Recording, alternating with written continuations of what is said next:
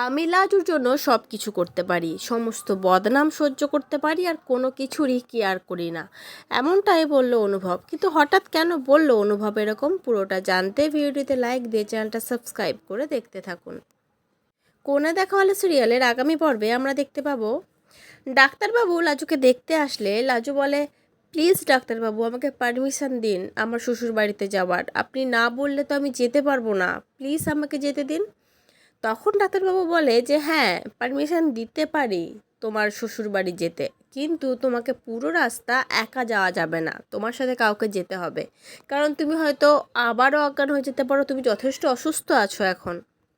তারপরে ডাক্তারবাবুর কথা শুনে সবাই লাজুকে যাওয়ার জন্য পারমিশন দেয়, বিশেষ করে অনুভব। লাজু যাওয়ার জন্য প্রস্তুত হয়। অনুভব লাজুকে নিয়ে যাবে তার শ্বশুর বাড়িতে।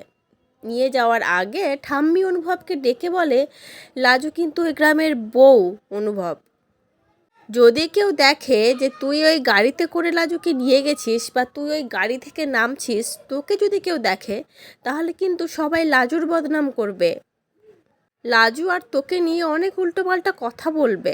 তখন অনুভব বলে, যা বলে বলুক, যার যা ইচ্ছা বলে বলুক, আমি এসব কিচ্ছু কেয়ার করি না, আমার কাছে লাজুর সুস্থ হওয়াটা সবচেয়ে আগে, তাতে কে কি বলল, কে কি মনে করলো, আমার কিচ্ছু যায় আসে না, আমি লাজুর সুস্থতার জন্য সমস্ত কিছু করতে পারি, সমস্ত বদনাম সহ্য করতে পারি, আর ওই সব কাউকে আমি কেয়ারও করি না, লাজুর ভালো থাকার জন্য আমি সব কিছু করব, যা করতে হয় আমি সবটাই করব, বুঝলে ঠাম্মি।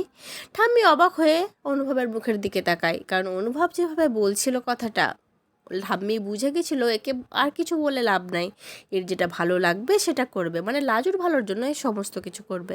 তো বন্ধুরা, কি মনে হচ্ছে? অবশেষে লাজু যাচ্ছে তার শ্বশুর বাড়ি, কিন্তু ওখানে গিয়ে কতদিন সুস্থ থাকতে পারবে, সুস্থভাবে থাকতে পারবে, সেটাই দেখার।